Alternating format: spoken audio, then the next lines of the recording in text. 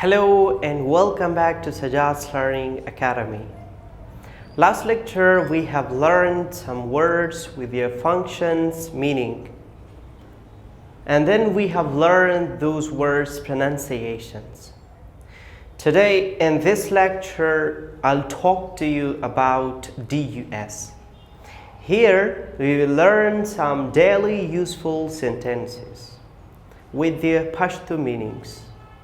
سلامونه سجاد زده کړې اکاډمۍ ته ښه راغلاست. تیر درس موږ بحث کړی و، موږ زده کړي وو بعضې لغاتونه د دوی د تلفظ، دندو او پښتو معناو سره. نن ورځ په دغه درس کې به موږ بحث وکړو په DUS یعنې Daily Useful Sentences باندې. ورځنۍ ګټوري جملې به ووایو، د دوی په معنا به ځان پوه کړو. So let's learn these DUS sentences. Daily useful sentences the mana ورځنۍ ګټوري جملې. The first sentence is nice to meet you. Nice to meet you. Nice to meet you mana خوښ شوم چې ملاقات مې درڅخه وکړ. Nice to meet you خوښ شوم چې ملاقات مې درسره وکړ. تاسې د یو چا سره وګورئ نو تاسې اخر کې ورته بیا وایئ چې nice to meet you خوښ شوم چې ملاقات مې درسره وکړ، یا تاسې ویلی شئ چې glad to meet you pleased to meet you. همدا شان نورې sentences دي. The second sentence is sorry I am late. Sorry I am late. یو ځای ته ناوخته لاړ شي نو وایي باس ته خپل وایي، خپل رئیس ته وایي sorry I am late. بخښنه غواړم ناوخته شه راباندې. Sentence number third. Thank you. Thank you. یو څوک در سره مرسته وکړي تاسې په ځواب کې ورته بیا وایي thank you. Thank you means له تا یا له تاسو مننه. The next sentence is excuse me. Excuse me means بخښنه غواړم. د excuse me معنا ده بخښنه غواړم. تاسې د یو چا د توجه لپاره دغه جمله استعمالولی شئ، یعنی excuse me د یو چا د attention توجه د ترلاسه کولو لپاره. Sentence number next is I don't understand. I don't understand یعنی زه نه پوهیږم. یا که یو څوک درته خبره وکړي تاسې پرې پوه شوي نه یاستئ نو تاسې ورته ویلی شئ I didn't understand یعنې په هغه خبره دې پوه شوی نه وم. I don't understand یعنې زه نه پوهیږم. یا یو چا ته وایي چې I don't understand what you say. زه نه پوهیږم چې ته څه وایي. The next sentence is can you repeat your words.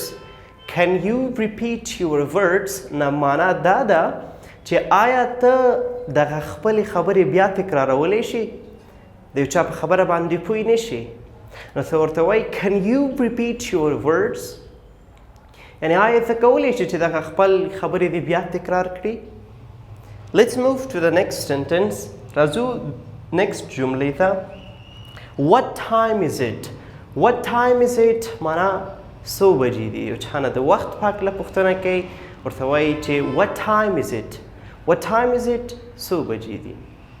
یا تاسې داسې هم ویلی شئ چې can you tell me the time. Can you tell me the time یعنې آیا ته ماته وخت ویلی شي. یا تاسې څخه یو څوک پوښتنه وکړي چې what time is it څو بجې دي نو ورته وایي چې it is 3:15. 3:15 یا ورته ویلی شي چې it is 3:15 یعنی پاوباندې 3 بجې دي. یا ورته داسې هم ویلی شي چې it is 3:15 یعنی 3 بجې او 15 دقیقې دي. تاسې مطابق یو ورځ به زموږ لیکچر بیا د ساعت په هکله اوسي چې how to tell the time وخت څنګه ووایو موږ. د وخت لپاره بعضې expressions اصطلاحات کوم یو دي. The next sentence is have a great day. Have a great day. Have a great day means یو په زړه پورې ورځ ولري. Have a great day. یا یو چاته تاسې وایي چې یو په زړه پورې هفته ولري نو ورته ویلی شئ چې have a great week. یو چاته وایي چې یو په زړه پورې د اونۍ پای ولري نو ورته وایي چې have a great weekend.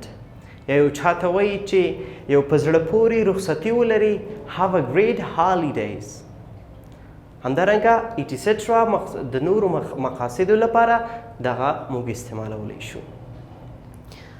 سنټنس نمبر لاست. یو چا سره مو مرکه خبرې مو وکړې نو بیا ورته په اخر کې وایي چې see you later. see you later means وروسته به سره وګورو. یا یو څوک درته انتظار کوي نو ورته وایي چې see you later. وروسته به سره وګورو. دا بعضې ورځنۍ ګټوري جملې وي. هیله ده چې د دغه جملو په تلفظ او په معنا باندې پوه شوي یاستئ. تاسې کوشش وکړئ ستاسې کورنۍ دنده دلته دا ده چې دغه جملو کې تاسې تغییرات راوړئ. لکه دلته ما لیکلي وو چې have a great day مې لیکلي وو. تاسې داسې استعمال کړئ چې have a great weekend. همدا شانتې نورو مقاصدو لپاره. دلته ما ساعت یو ډول لیکلی دی. تاسې کوشش وکړئ بجې ساعت تغییر کړئ. دا د نن ورځې daily useful sentences. وایو seasons of the year. seasons of the year معنا د کال فصلونه. د DUS ترڅنګ موږ د کال فصلونه هم زده کوو چې په کال کې 4 فصلونه دي. هر فصل ته څه نوم اخیستل کیږي. The first is spring. spring دی چې spring خو تاسو پیژنئ. spring ویل کیږي پسرلي ته. next summer دی چې summer means اوړی. and fall دی fall ویل کیږي خزان ته او winter ویل کیږي ژمي ته ویل کیږي. نو تاسو کوشش وکړئ چې دغه 4 دانې seasons of the year په جملو کې استعمال کړئ. تر بیا ښې شېبې. الله پامان.